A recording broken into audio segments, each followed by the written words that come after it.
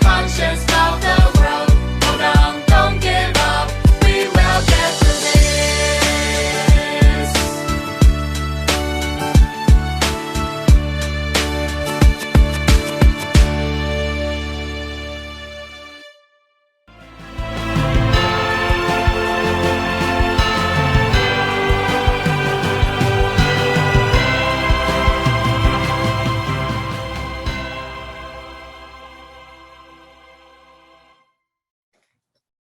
Hello, everyone. Thank you for joining us today to celebrate the UN Charter.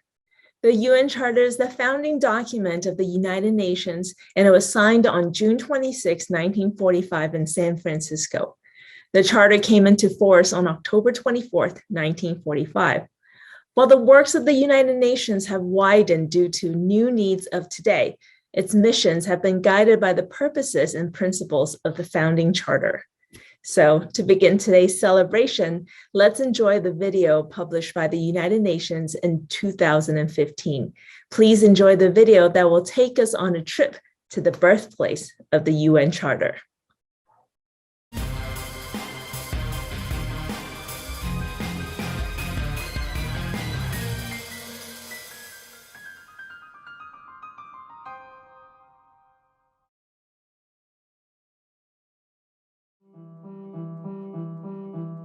A morning of preparation, 70 years in the making. It all began in San Francisco in 1945. After some 70 million lives were lost to war, delegates, advisors, observers, and civil society from around the world arrived here, determined to find a path to renewal. A pledge which on June 26th was signed as the Charter of the United Nations. There were many who doubted that agreement could ever be reached by these 50 countries, differing so much in race and religion, in language and culture. 7 decades later to the day, the United Nations, many of its officials and staff, joined by ambassadors, dignitaries, and the public, come together to commemorate the principles upon which it was founded in the city of its birth. UN Secretary General Ban Ki-moon. They dare to believe in something bigger than person or country. For 2 months, they turned San Francisco's War Memorial into a peace palace. More than 3,000 women and men took part. What I remember most about the period was the feeling of hope. Ellen Magna Newman was just 16 when she worked as a Spanish translator for the signing of the Charter at City Hall. I'd grown up with both wars. All of a sudden, that had ended, and here was no more League of Nations, but a charter that described what could happen to make the world a better place. The United Nations is the hope and home of all humankind. The Charter is our compass. And it's a compass which continues to point towards the future. In many of the same meeting rooms in which the groundwork of the Charter was laid, today some of the world's top leaders in technology met to discuss just how technology can work with the UN to help solve modern-day problems. And change was on everyone's mind when on the same day, marriage equality was granted as a human right to all in the United States. Stuart Milk, nephew of the renowned late LGBT activist Harvey Milk, presented Secretary General Ban Ki-moon with the Harvey Milk Medal for the UN's LGBT rights free and equal campaign. It's really a recognition of the leadership that Ban Ki-moon has given to this global movement. Charles Radcliffe is Senior UN Human Rights Advisor on Sexual Orientation and Gender Identity. Many people are surprised to learn this softly spoken Korean gentleman who has emerged as a great advocate for equality for LGBT people around the world. And as walls to equality were broken down across the country on this day, other walls became a canvas. I think what I'd love to continue doing with the UN is serve as a visual translator for issues which are hard to talk about. Celebrated street artist Zio Ziegler created a 13-story high mural, a vivid medium of expression inspired by the United Nations global goals. My father just turned 70, and I think that this event is like, it's a beautiful parallel, right, with both birthdays happening at the same time, because I think if the UN can play a personal role in all of our lives, it's a humanizing aspect to an organization which is larger than life. And I think if I can deliver a similar feeling through my mural or design, maybe there's that point of accessibility for the random kid off the street.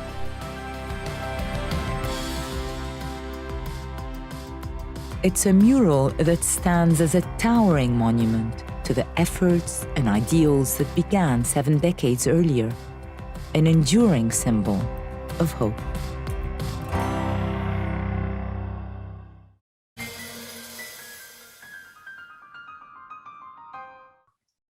The Charter describes what could happen to make the world a better place. With new technology as our amazing aid, we must continue to work together to overcome the challenges we face as humanity and truly create a loving and peaceful world for all. In celebration of the UN Charter, Dr. Hong Daozi, President of the Federation of World Peace and Love, has prepared a special message. Let's welcome Dr. Hong.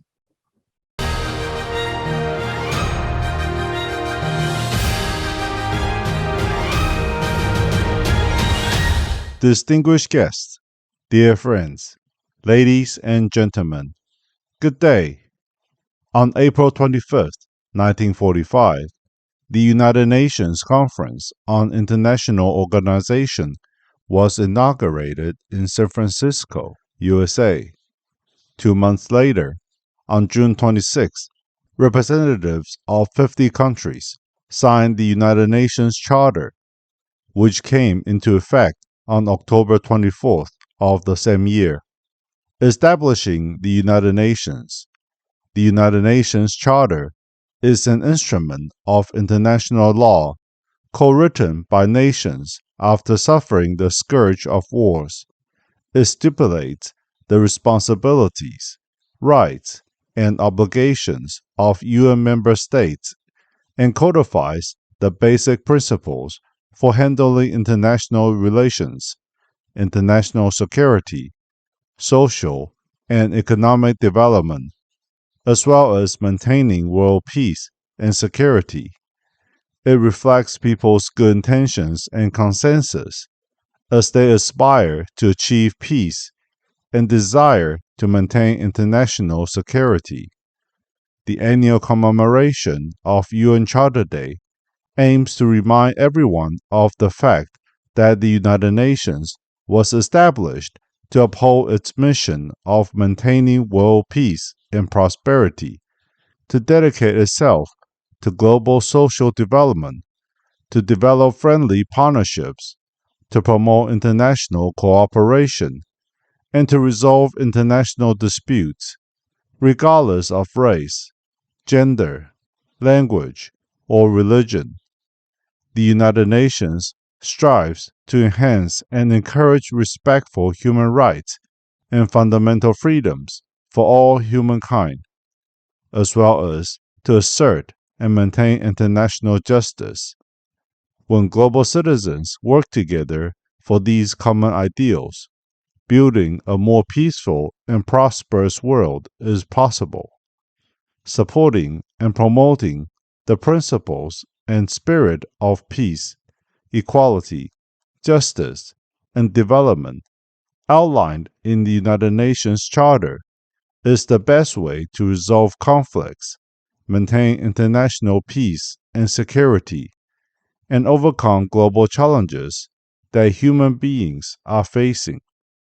The United Nations and world leaders have a responsibility to ensure that humanity is free from war, poverty, disease, fear, and anxiety. They are responsible for promoting international cooperation in various aspects such as economics, society, culture, education, and health. Yet, there is a long way to go. The full implementation of the goal of shared prosperity requires the commitment of the entire world. We should understand that all of humanity shares a common destiny, and that we should exercise moral bravery and distinguish between right and wrong. We should inspire one another to take actions to build the future we desire and effectively implement the United Nations Charter. By doing so, we can achieve world peace, security, human rights, and sustainable development. With dangerous international situations, the pandemic, wars, and unexpected natural and man-made disasters, the living environment for all beings is deteriorating. As global citizens, we should stand up and help the world in times of crisis.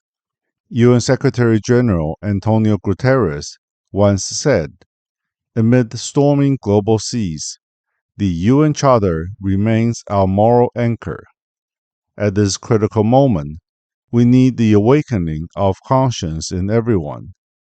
The awakening of conscience is a good prescription for the heart.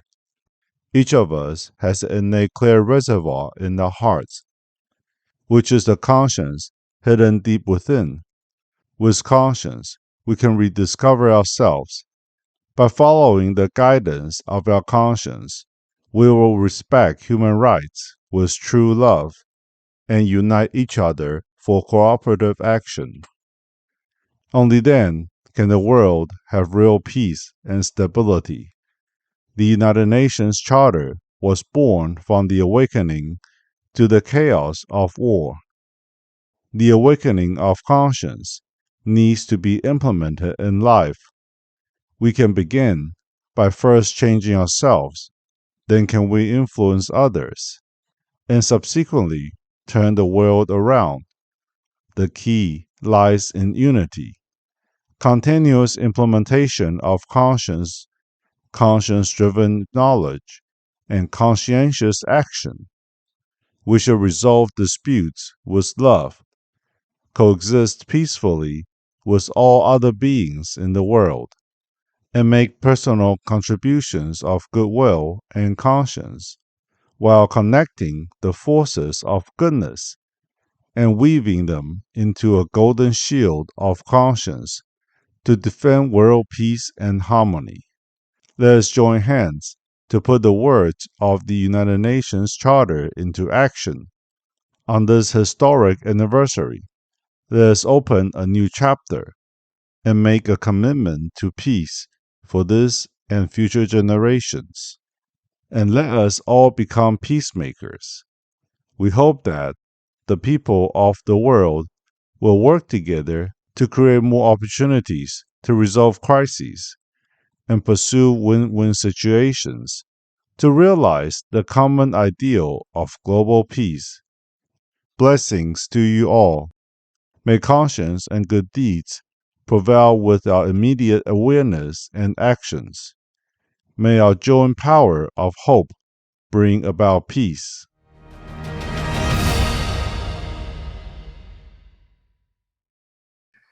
Thank you, Dr. Hong. As Dr. Hong mentioned, we should understand that all humanity shares a common destiny and that we should exercise moral bravery and distinguish between right and wrong. Indeed, and through the COVID-19 pandemic, we have really felt this bond that we share as world citizens and realize the importance of us coming together to positively transform our world. As we celebrate the UN Charter today, we are glad to be joined by Mr. Jonathan Granoff, President of Global Security Institute, to share his knowledge on the importance of the UN Charter, the UN's newest efforts to meet human needs, as we continue to realize the aspirations of the UN Charter to prevent the scourge of war. Let's enjoy this conversation with FOWPAL volunteer Jenny and our special guest, Mr. Jonathan Granoff.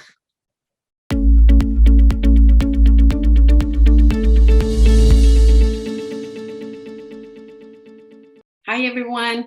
We're delighted to be joined by Mr. Jonathan Granoff for today's conversation in celebration of the UN Charter. Mr. Granoff is the president of Global Security Institute, an attorney, author, and international advocate, emphasizing the legal and ethical dimensions of human development and security, with a specific focus on advancing the rule of law, international security, anti-corruption, and the threats posed by nuclear weapons. He's also the senior advisor to the Permanent Secretariat of the World Summit of Nobel Peace Laureates and its representative to the United Nations. And these are just a few of the great works he devotes his time to. And we are honored to have Mr. Jonathan Granoff join us today. Warm welcome to you, Jonathan. Thank you very much. I just wanted to make one small correction. One of the main things that I'm involved in presently is I have the privilege of representing the International Anti-Corruption Academy as its permanent observer in the United Nations, which is part of I can participate in the General Assembly and the debates. I can't vote, but it is a full diplomatic position in the system. And the reason I'm doing it is that the United Nations is very focused now on meeting human needs with the Sustainable Development Goals, issues that weren't pertinent in 1945, protecting the climate, for example, protecting the oceans, for example, addressing pandemics, for example, and a whole set of problems that are existential to humanity, transcend any nation's capacity alone or even in a group to deal with them, and that require the principles of the United Nations system to be met first and foremost, its most important principle, to prevent the scourge of war. So I feel that working to strengthen the ability of the UN to meet people's real human needs of today, the Sustainable Development Goals, is important to fulfill all of the things we're going to be talking about in terms of the United Nations Charter. And today, June 26th, is the day the Charter was first entered into being formally. And that's why I wanted to mention where we are today and what I'm trying to do to fulfill this extraordinary vision expressed in the UN Charter. So in celebration of the UN Charter and the UN's objectives, can you share with us what's it like working for the United Nations? Well, I'm not working for the United Nations, I'm working in the United Nations.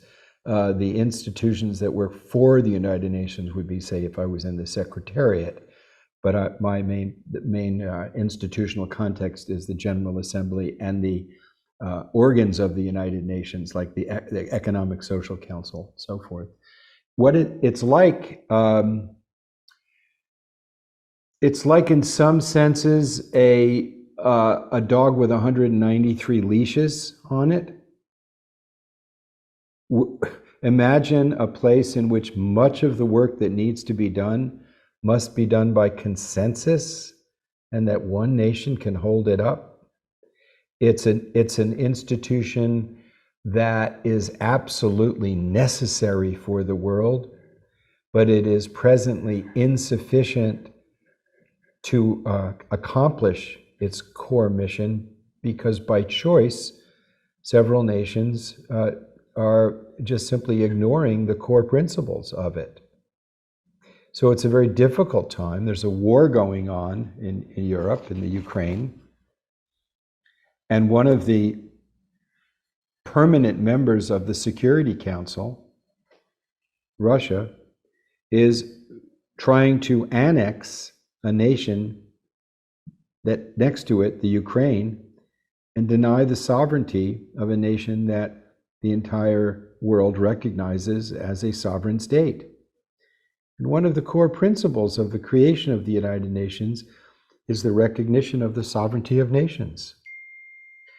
So in the midst of this very difficult challenge, to address issues that require cooperation, that transcend our national identities, our religious identities, our gender identities, any identities other than our core humanity. And one wants to say, well, let's be realistic. Let's be realistic, not ideological. 60% of our oxygen comes from the phytoplankton. That depends on the health of the oceans. It's not a choice, it's not an ideology, it's not a national security interest. It's a human interest. We all are breathing the same oxygen. We have to cooperate to keep our house clean. The only institution in the world in which we might be able to protect our third lung, and I use this as an example of many things that require cooperation, is now trying to function with the burden of not being able to stop some horrible war. The very first, well, let me read a little bit from the preamble of the UN Charter, and then you'll see exactly what I'm talking about. We, the peoples of the United Nations, the peoples, you and me, not the nations, the peoples of the United Nations. It's rooted in human security, in the human being. It's very important. It's we, the peoples of the. I think it's a very beautiful concept because it affirms our common humanity implicitly in the very first line. Why? Why have we come together to create this legal instrument? To save succeeding generations from the scourge of war, which twice in our lifetime has brought untold sorrow to mankind. Obviously, today we would transpose mankind to humanity. We're sensitive to. It's clear that mankind does not imply a gender. But the very first purpose is to prevent the scourge of war. And there is a war. There are several wars going on, but a war with a member of the Security Council, which has the veto power to stop any powerful actions by the UN, is very serious. Second, to reaffirm faith in fundamental human rights. Human rights reside in the individual. They don't come from the state.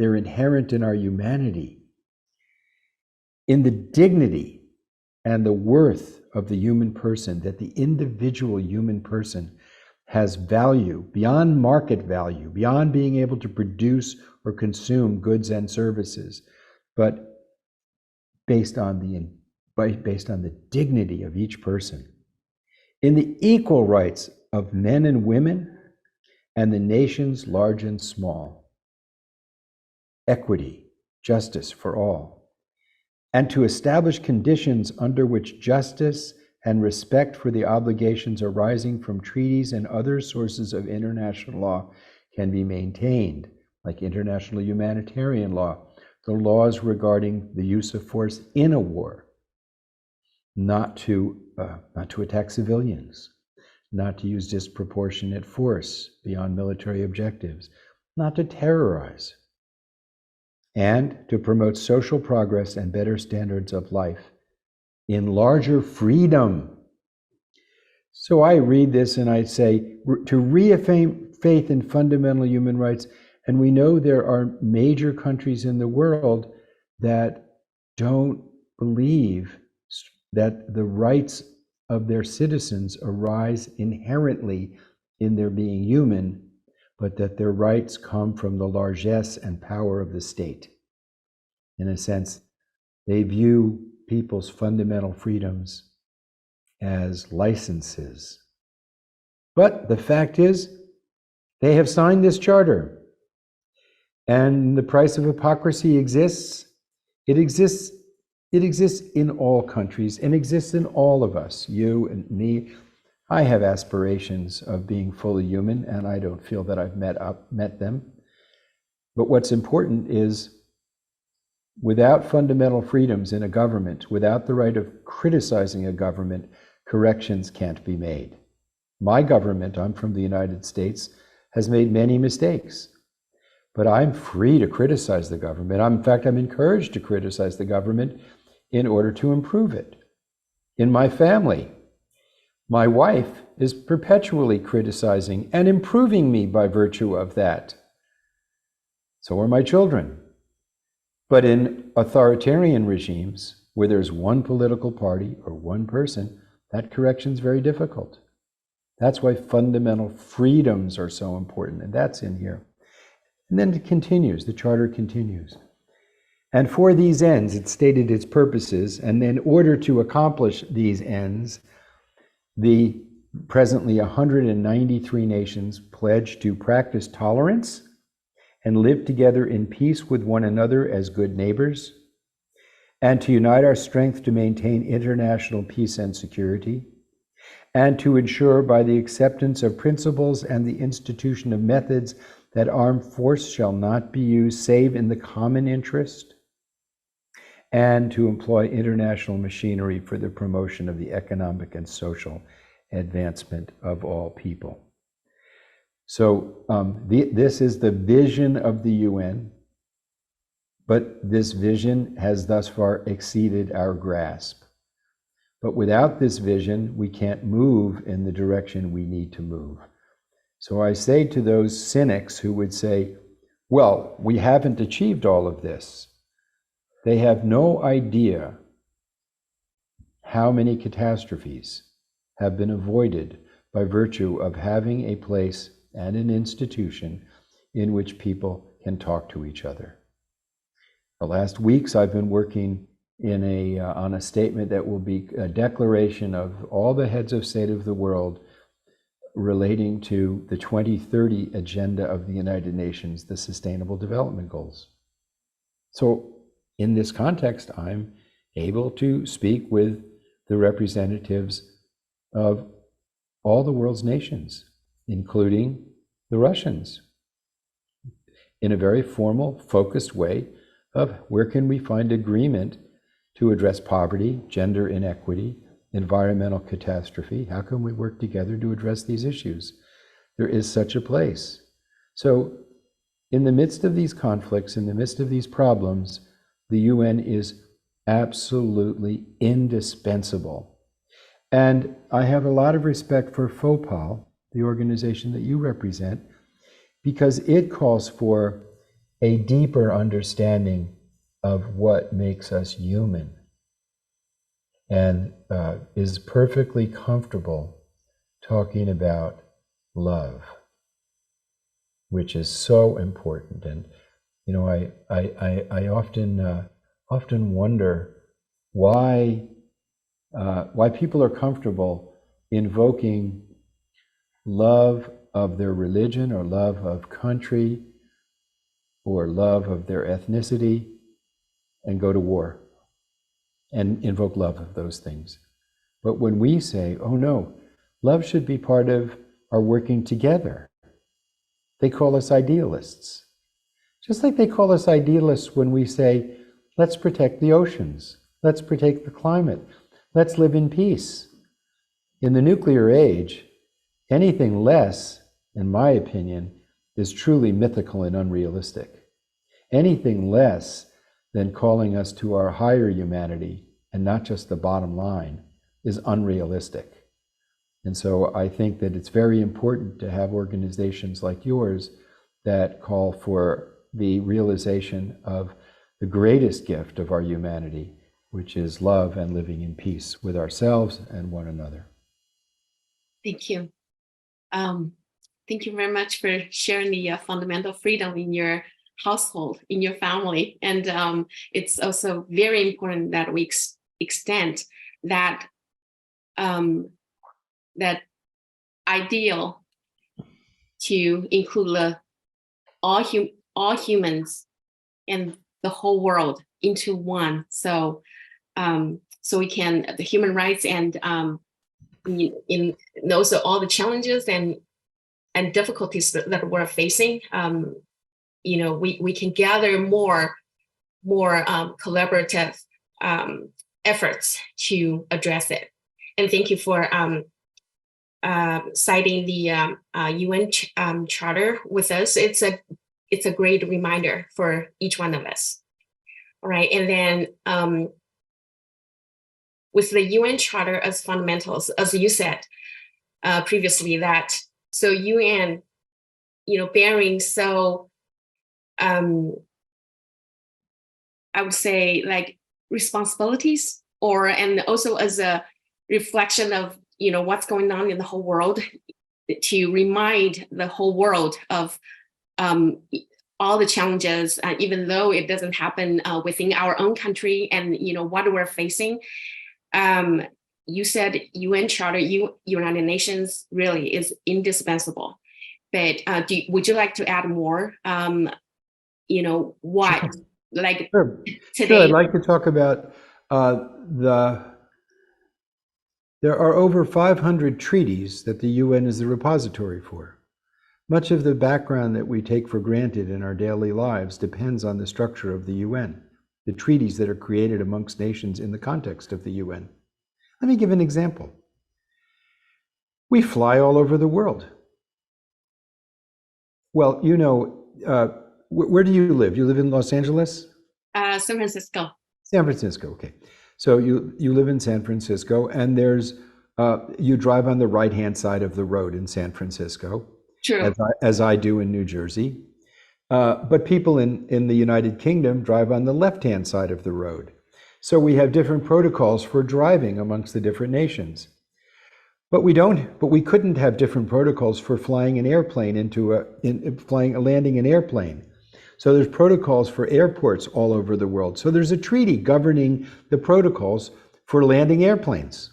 So even in wars, airplanes can land at airports because there's a structure that allows that to happen. Now imagine if every country in the world had different protocols for their airports, how difficult it would be simply to travel from point A to point B.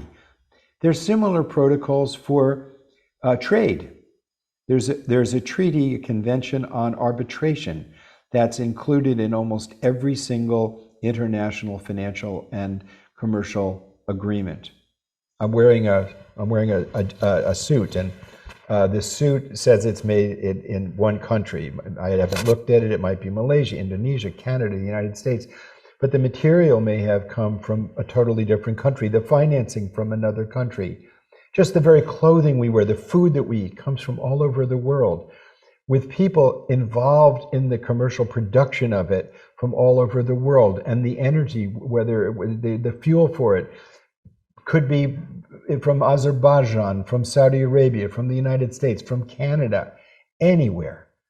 We live in a completely integrated financial commercial world.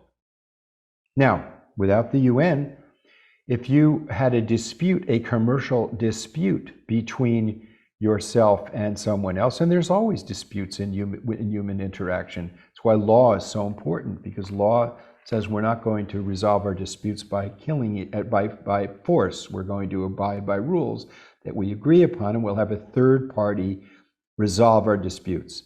There's a treaty called the Convention on Arbitration, negotiated through the UN, and that allows the parties in a financial or commercial transaction to determine the ways in which they will have their disputes resolved, and thus they don't rely on the rules only of the nations they're in. They can make up their own rules to resolve the disputes. And the nations of the world recognize this system. And that is what lubricates the capacity of living in an integrated financial world. People take that for granted. The internet, the rules involving outer space, there's a treaty called the Outer Space Treaty that allows us to have satellites in outer space, so we can communicate, as we're doing now, right now, through the internet. There's so many parts of our daily life that needed the UN system and that depend on the UN system for their stability. And the things that are successful, it's almost like our health. When you're healthy, you forget to say, "Oh, I'm so grateful." But I thought I had hoped that the COVID recess, the great mysterious power that creates life and health and everything, put us all on pause, like little kids in a kindergarten, and the teacher says, you're having a timeout. Go sit in the corner and think about what you did. A lot of people got COVID or were affected by COVID. Everybody was affected by COVID. And I hope a lot of people took time out and thought, well, maybe I should be a little bit more humble. Maybe I should be a little bit more understanding that I depend on my health can be affected by a little virus that's so small I can't even see it. And everybody I know, everybody everywhere can be affected by this virus that doesn't recognize borders. So maybe my health depends on the public health of the whole planet. Because if there's any place where the virus is thriving, it will mutate, and because it's smart, and come back and get the rest of us somewhere else. So we're all in this together. And the UN is a place that affirms that. And where there's corruption, bribery, tax avoidance, tax evasion, arising especially from illicit activities, human trafficking, gun running, drug running, etc., that affects everybody everywhere. So when there's virtue anywhere, that also affects everybody everywhere. Now that applies not only to nations, but that applies to each of us as individuals as well. When we are corrupted in our thinking and excessively selfish and lacking in caring for one another, our own well-being is compromised. It's corrupted. And when we exemplify those principles, they have a rippling effect in families, communities, and nations, and the world. So this is what I think. This is not the UN. I think that the wise from my studies, the wise from time immemorial, have stated that we must treat all others as we wish to be treated, and that to see the human family as one. Ancient scriptures in so many traditions of the wise say the human family is one, and we should respect all. Well, that's always been a moral and ethical ideal of the wisest amongst us. Never before has this become a practical necessity. Modern science and technology have forced us to come to the conclusion that we must treat other nations and other peoples with the dignity and respect that we want for ourselves. And when nations don't do that, suffering for the nation that violates it, and suffering especially for those whose fundamental rights and freedoms are violated, increases. But when those principles are adhered to and followed, what happens is justice prevails, peace prevails, and human flourishing prevails. And the UN Charter, in calling on creating an enabling environment for the entirety of humanity to do this, is such an incredible step forward in human progress. But it comes from the humbling horrors of World War I and World War II. The very first General Assembly resolution calls for the abolition of what we understand to be nuclear weapons, calls for the abolition, the termination of this venture of creating weapons that can destroy us all. That should be taught in every single school. The other very important instrument that arises from the Charter, created by many of the same people who created the Charter, is the Universal Declaration of Human Rights. Maybe even a more exalted instrument, certainly more exalted in its philosophy and ideals. It doesn't present a structure for its application the way that the UN Charter creates an institutional structure for the application of the principles: a General Assembly, an Economic Social Council, a trusteeship council to free many nations from colonialism, a security council where the power of the use of force resides. It creates a structure to apply the principles. The Universal Declaration of Human Rights is largely an expression of values and what we as a species, as a human community, recognize to be basic to our humanity. And it is an extraordinary document because it says that our dignity and rights and values are inherent in being human. They don't come from the state. It reminds us that we're born with these rights.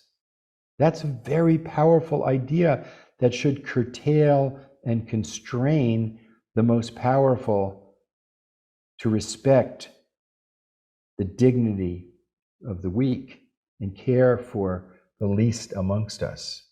Today, at least a third of our human family doesn't have sufficiently potable, clean water. At least 1 billion people live in unnecessarily burdensome poverty. We're not only the first time in human history that we can destroy ourselves, we're also the first time in which we have the wherewithal to eliminate the suffering of poverty. We have spent, as a human community, over $25 trillion in military expenditures since the year 2000. If a small portion of that was dedicated to human security, to taking care of people's wants and needs, the world would be a so much more secure place. But we're spending this money because we've forgotten. We've forgotten these principles as first and foremost. We've forgotten them because of fear and greed and our frailties as humans. But that doesn't mean that we should marginalize the institution or the principles. On the contrary, it means that we have to, on this day, recognizing the Charter, reinvigorate our commitment to the cooperation that is implicit in its expression. Definitely. That's why, of all other many things, among all other things that we, makes it even more important that we recognize and celebrate the UN Charter today. And then now for our viewers, I think it's an honor to mention that Jonathan was invited by FOWPAL to ring the bell of war, peace, and love on September 27th, 2019, where you rang the bell and made the wish, be sincere, be real, be true, be human. As you made the wish for peace, how do you think we as world citizens can achieve this together? And or do you have any stories that you can share with our viewers that demonstrate the ways we can create peace in our lives? We never thought the Cold War would end without a bloodbath. We never thought apartheid would end without a bloodbath. But there were people who stepped forward, not just the leaders like Mikhail Gorbachev and Ronald Reagan who helped end the Cold War. Not just Nelson Mandela and Willem de Klerk who risked their lives and helped end apartheid, but thousands of people whose names and efforts will not be recognized by society, but will be recognized by God and recognized by the peace of their consciences. You and I could be those people. That's what matters. Now, I have had the privilege of engaging with the summits of the Nobel Peace Laureates, the group, I represent this group at the United Nations, 15 summits of these extraordinary people who were recognized by an organization. Every one of them emphasizes every time that they worked with many, many other people whose reputations will never be famous. None of us know what good comes from the good that we do. All of us can experience the burden of the things that we do in which we haven't followed our conscience. All of us can recognize the mistakes that we've made, and all of us can dedicate the good that we do to the source of good that lives within us. So I would say, love people and use things. Never love things and use people. Things are to be used. States, institutions are to be used to serve people. Why? Why are people so important? Because human beings only survive in the web of life, and only human beings can destroy the web of life. Human beings are capable of having the wisdom to know the source of their own existence, to know it, not just to follow it. Other creatures all follow it. The trees, the birds, the bees, the insects, the dogs, the cats, the reptiles, they all follow the Creator's plan. They don't have a choice. We do. We're gifted with this gift that we can also know ourselves and create ways of showing love, compassion, patience, peacefulness, justice. And when we don't, there's no creature more dangerous than the human being. So the question you ask is beyond my ability to give an answer. It's beyond my ability to say that there's some formula. The UN Charter has portions in it that if we were to live by, it would make a big difference. Chapter 5, Article 26 calls on the military staff committees coming together to reduce military armaments.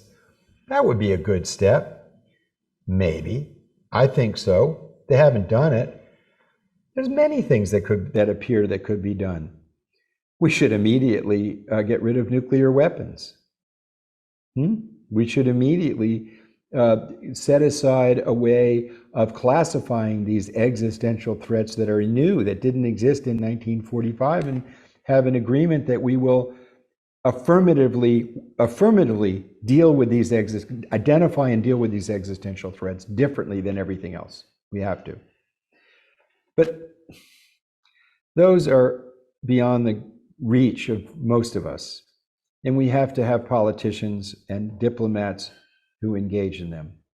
And those are the outcome that people of good heart who realize the sanctity of all human beings come to similar conclusions about application. That's one of the things I've seen.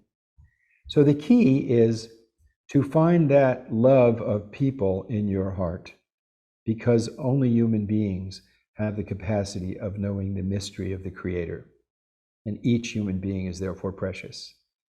Many forget it, and out of fear and greed and selfishness, create suffering for themselves and others. But we don't have to do that. And we should understand that the ideas that we have are things. The institutions we create are things. They're things. They come and they go. But the soul of every human being doesn't come and go. It is immortal, and therefore it is sacred. So as you go deeper into yourself, you'll realize what are the things, like ourselves in some way are things, because we will terminate at some point physically, but our souls won't. I can talk this way because I know your organization is focused on the spiritual dimension of our humanity. It's grounded in that. It's a vision of the human being as sacred, as capable of honoring the Creator by our actions. But when we love things, our institutions that we create as ends in themselves, we do great harm. So I say, love people, use things. That is a doorway of learning how to love the Creator, to love God. We should never love the things that we create and use people.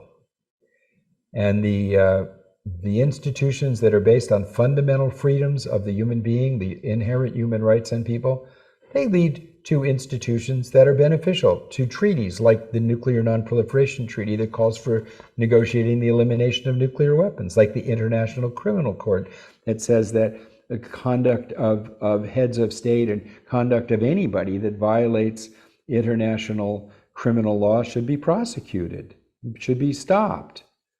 But I think that those tools and those institutions are in terrible need of strengthening. I look at the public discourse and I'm appalled at what I call the pornography of the trivial.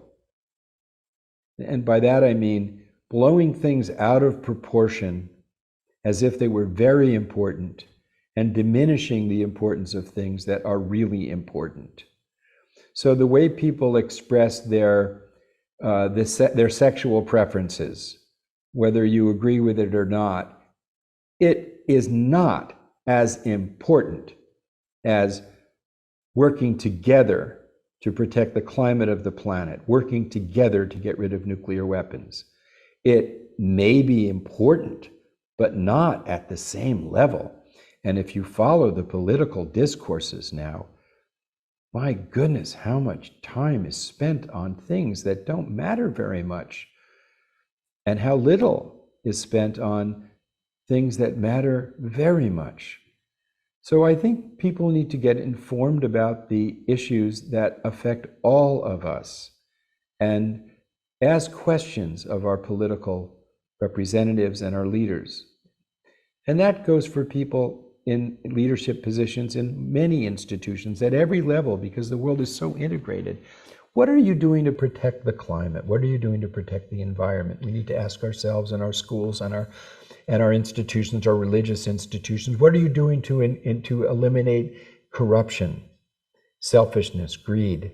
What are you doing to eliminate corruption? What are you doing to get rid of weapons of mass destruction, nuclear weapons? What are you doing to get rid of these? And then what are you doing to get rid of poverty? If you ask these questions, if our political leaders were to spend time answering those questions, their time would be far better spent than so many of the things that they are debating all around the world. And I think if we ask ourselves those questions and one other question, what am I doing to find the God's love within me? And what am I doing to bring it into action in my daily life? What am I doing to cultivate forgiveness? What am I doing to advance justice? What am I doing to make the world a little bit better? What am I doing? Those questions we all have to ask. That's the best, but I don't know of any simple answer to your question. There isn't any. It's such a big question. It's such a big question. I gave a very big answer, but it comes down to this moment for each of us. And it comes down to engaging and making sure that our political leadership expresses these values, especially in a time of war.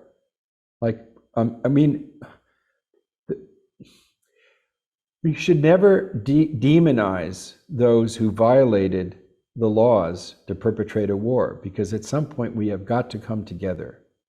At some point we have to stop, the war has to stop, and at some point we have to, World War I, the losers were punished terribly. Reparations were burdened on the German people. What happened? We had the chaos of Nazism in World War II. World War II, UN Charter was created, and my country, proudly, victorious, fighting for freedom, instituted the Marshall Plan and built the economies of the enemies of Japan and Germany. The consequence being trading partners and democracy in those countries and thriving, which has led to thriving in much of Asia because of Japan's example of the value of freedom, commerce, democracy. And it led to creating the European Union, a union in which there's tremendous wealth and freedom, creativity, and stability. So when people say, oh, these ideals are so unrealistic, I just say, then you haven't studied history very well. And they probably haven't seen far enough.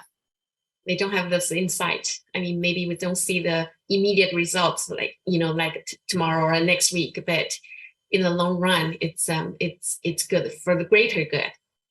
In the long run and the short run, what is good is actually the most practical.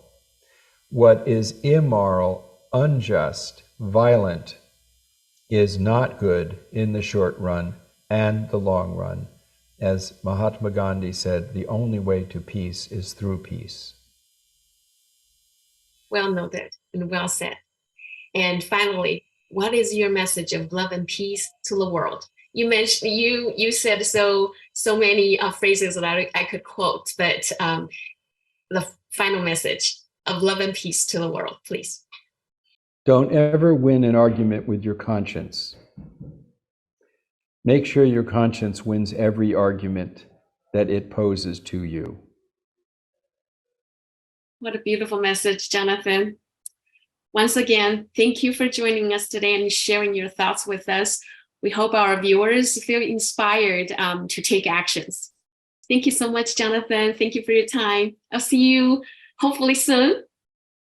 Thank you very much. Thank Dr. Wang for convening us and for the entire spiritual family that you're part of, that calls for the unity of the entire human family, that doesn't say everybody has to join your group, but that says everybody should join the group of being human. That's a wonderful thing. I don't want to live in a world where everybody agrees with me. I don't want to go to a restaurant where they only have one dish. I want to live where there is multiculturalism and variety.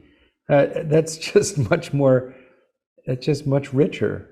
If God wanted to make us all the same, that's what we would be. But we're not. So why are we here differently? So we could appreciate each other. And I know that that's the spirit of your organization, and that spirit makes me glad to participate with you. So thank you very much. Thank you. Thank you so much, Jonathan. Okay, we'll see you next time. What a wonderful sharing from Mr. Granoff. As Mr. Granoff mentioned, while we still have many goals to reach before 2030 with the Sustainable Development Goals, we have achieved small wins along the way with an institution for people to talk to each other and achieve peaceful visions. I would like to take a moment to say thank you to those who work at and within the United Nations, and we hope to continue to work with all of you to achieve our vision for peace. I also appreciate Mr. Granoff's last message: don't ever win an argument with your conscience. This is a clear message that we can all remind ourselves of every day, as our conscience is pure, kind, and strong. It can lead us to do good in our world today. And after today, we will continue our journey for peace. So let us revisit the preamble of the Charter and march forward with words that were drafted on the note of peace.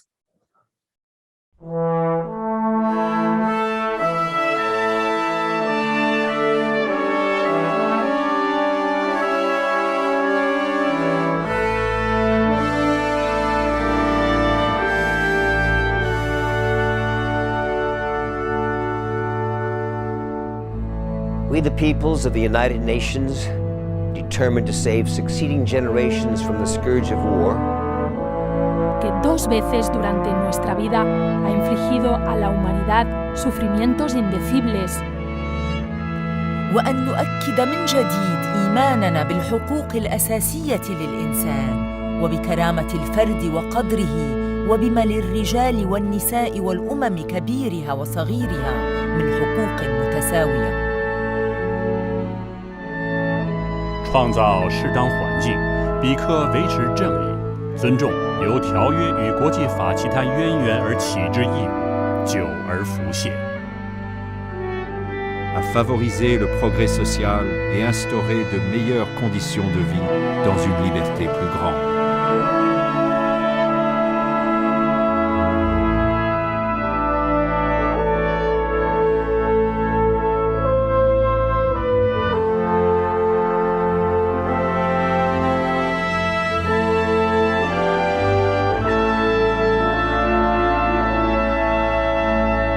И в этих целях проявлять терпимость и жить вместе, в мире друг с другом, как добрые соседи.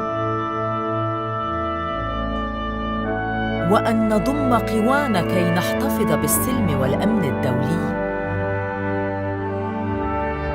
À accepter des principes et instituer des méthodes garantissant qu'il ne sera pas fait usage de la force des armes, sauf dans l'intérêt commun. 运用国际机构以促成全球人民经济及社会之进展。 Решили объединить наши усилия для достижения этих целей. Accordingly, our respective governments, through representatives, assembled in the city of San Francisco, que han exhibido sus plenos poderes encontrados en buena y debida forma. قد ارتضت ميثاق الأمم المتحدة هذا. and do hereby establish an international organization to be known as the United Nations. Long live the United Nations.